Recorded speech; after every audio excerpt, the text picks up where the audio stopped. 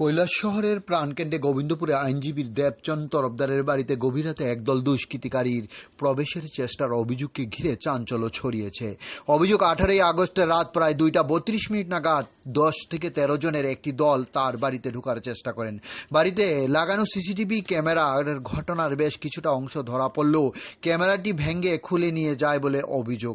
আইনজীবীর দাবি, ক্যামেরাটি চুরি করার উদ্দেশ্য ছিল নাকি নিজেদের গতিবিধি প্রমাণ মুছে ফেলতেই সেটি সরিয়ে নেওয়া হয়েছে তা তদন্তে সাপেক্ষে।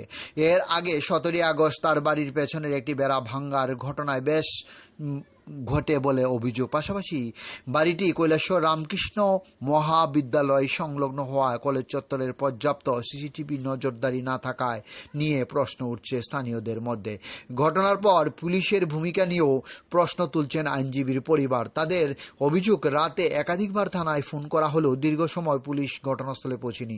তবে ঘটনার প্রকৃত কারণ ও অভিযুক্তদের পরিচয় এখনও নিশ্চিত নয়।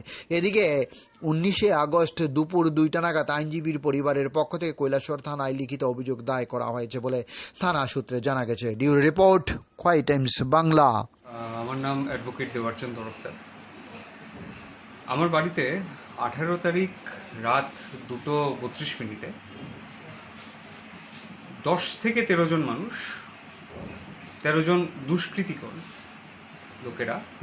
লোকেরা আমার বাড়িতে ঢোকার চেষ্টা করে, কিন্তু এই চেষ্টাতে তারা ব্যর্থ হয়। এটার কারণ ছিল বাড়ির উপরে আমার একটা সিসিটিভি ক্যামেরা ইনস্টল করা ছিল। সেই ক্যামেরাটা যখন তারা দেখতে পায়, তখন তারা সেই ক্যামেরাটাকে সেখান থেকে দুমড়ে মুচড়ে সরিয়ে নেয় এবং তার পরবর্তীতে যেহেতু অলরেডি তারা বোঝে যে ক্যামেরার মধ্যে তাদের চেহারা ছবি এসছে, তারা সেখান থেকে চলে যায়। এই পুরো জিনিসটাই ক্যামেরাবন্দি হয়েছে। সিসিটিভি ক্যামেরাটা নিয়ে যাওয়ার আগ অবধি এই পুরো ফুটেজটাই আছে। ফুটেজটা সোশ্যাল মিডিয়ার মধ্যে আমি দিয়েছি অলরেডি। এবার এখানে 3-4টে প্রশ্ন হচ্ছে। প্রথম প্রশ্ন হচ্ছে যে এরা কারা হতে পারে। এবার দেখুন, প্রফেশনাল কারণে যেহেতু আমি একজন আইনজীবী, সেই ক্ষেত্রে আমাদের কর্তব্য যে আমরা একজন পার্টির তরফ থেকে লড়ি, বিবাদী পক্ষ থাকে।